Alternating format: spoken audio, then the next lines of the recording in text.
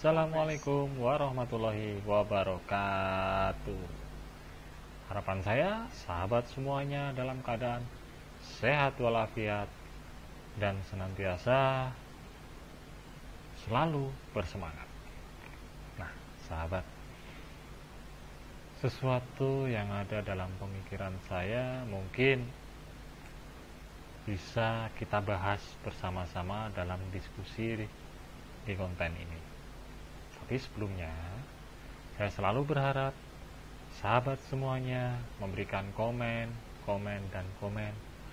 untuk bahan diskusi berikutnya. Sesuatu yang kita ingat dari diskusi sebelumnya, sahabat, bahwasanya pembahasan sebelumnya adalah tentang syariat, tarekat, hakikat, dan makrifat. Konten sebelumnya tentang tasawuf, bukan? Nah, kita ingat itu. Mulai dari membahas syariat. Di tempo sebelumnya, kita sama-sama memberikan kesimpulan bahwasanya syariat itu bernuansa hukum. Akan tetapi, sahabat, sebetulnya hukum yang dimaksud di dalam syariat itu, yang saya pikirkan, sahabat ya, itu karena hukum ini merupakan hukum menuju jalan kebenaran, hukum menuju hakikat, maka selalu dikaitkan dengan aturan. Jadi hukumnya sebagai yang kita sebutkan sebelumnya merupakan Al-Quran dan hadis yang sahih, berarti terkait dengan aturan. Yang mana aturan itu dalam ajaran Islam ada wajib, halal, haram, makruh, dan mubah. Nah, nuansa tasawuf di sini ketika menggunakan jalan syariat untuk menuju kepada hakikat kebenaran ilahi, seperti yang ada dalam pertanyaan di dalam pikiran saya, sahabat, bahwa aturan itu selalu terkait dengan moral, dengan etika,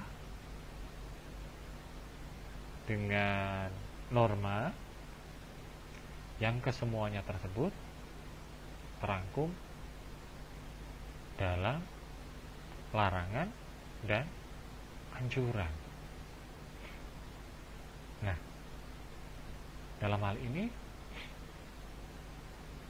karena jalan tarekat itu menuju hakikat ilahi, berarti sangat penting rupanya syariat tersebut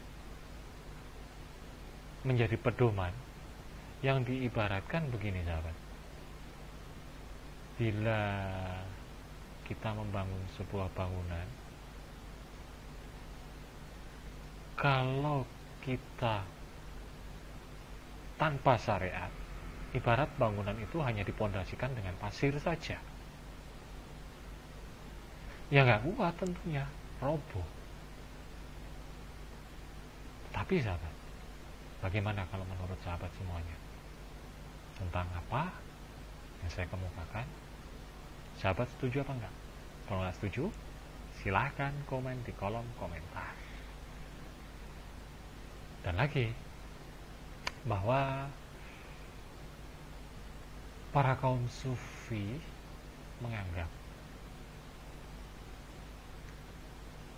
menuju hakikat tanpa syariat tidak yakin akan sampai, karena ada alur yang harus dilalui di dalamnya. Nah, ini sahabat, alur apa itu? Yang saya pikirkan begini, sahabat, Yang pertama, ketika menuju jalan hakikat, kita harus mengenal tentang ilmu, amal, dan ikhlas. Itu penting. Kalau kita belajar syariat tanpa ilmu, berantakan. Kita belajar syariat tanpa amal, terjadi benturan. Kita belajar syariat tanpa keikhlasan, tidak akan berjalan alias jalan di tempat. Itu adalah pikiran saya. Mungkin sahabat memiliki pemikiran yang berbeda, nggak apa-apa. Berpikir itu bebas. Sahabat boleh kemukakan di kolom komentar di bawah ini. Nah, bebas, nggak apa-apa. Bisa untuk diskusi kita berikutnya. Nah, selanjutnya nih sahabat, di dalam analisa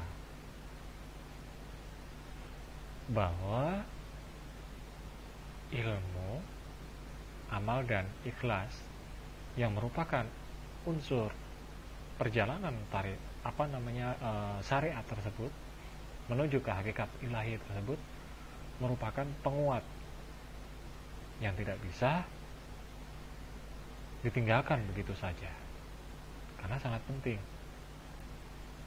Sangat penting bagaimana ketika syariat itu harus dilalui sebagai makom awal, harus mengenali dahulu tentang aturan-aturan di dalam syariat tersebut.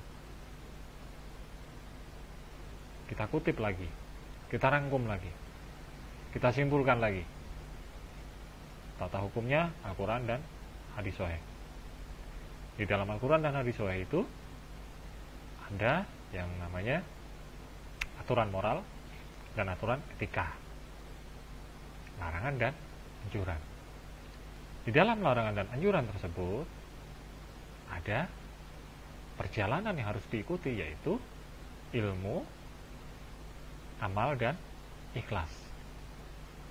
Itu simpulannya. Namun sahabat, kalau sahabat boleh menyimpulkan yang lain, tidak apa-apa. Berpendapat itu bebas.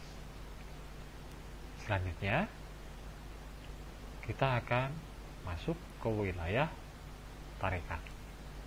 Namun jangan lupa subscribe sahabat ya, untuk menyemangati channel saya agar bisa membangun konten berikutnya dengan semangat.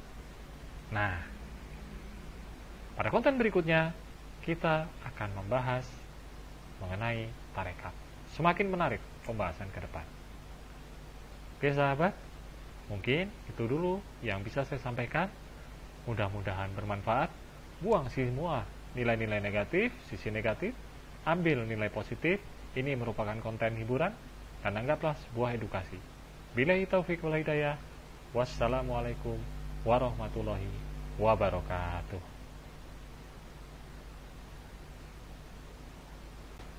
Recording in progress.